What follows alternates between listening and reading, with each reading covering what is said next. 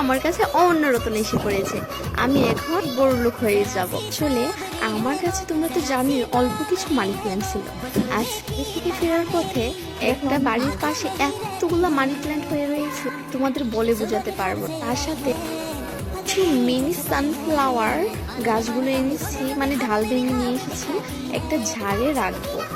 আর plant গাছগুলো আমি একটু ছোট ছোট করে কেটে ফেলতেছি যাতে ঝাড়ে সুন্দর করে রাখা যায়।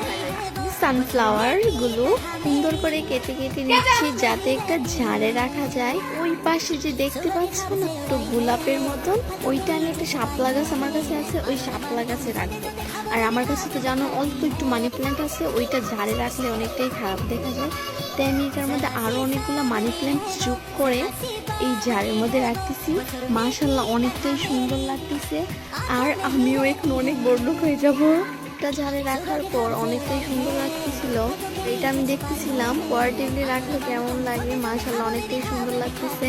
জার খুঁজতেছি, পরে খোঁজাখুঁজির পর পেয়ে গেছি একটা মধুর ডিব্বা। ওইটা আমি ভালো করে ধুয়ে সানফ্লাওয়ার গাছগুলো পানিতে রেখেছি। আর এটা আমি ফুলও এনেছি যাতে একটু বেশি সুন্দর লাগে। অনেকেই বলো যে পানির মধ্যে গাছ রাখলে গাছ মরে যায়, এটা কারণও আছে, আমি এটা নেক্সট ভিডিওতে জানাবো। তোমরা এটা দেখে বলো যে এই ছোট্ট আমাদের রাখার পর গাছগুলো কেমন লাগতেছে। আমার কাছে তো মাশাআল্লাহ অনেকটাই সুন্দর লাগতেছে।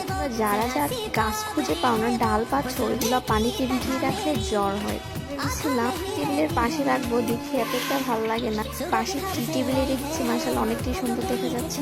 এতগুলো মানি প্ল্যান্ট, এগুলো আমি কি করব তোমরা নেক্সট ভিডিওতে দেখতে পারবে। আমার সঙ্গে থাকো। তোমরা নতুন হলে ভিডিওটা সাবস্ক্রাইব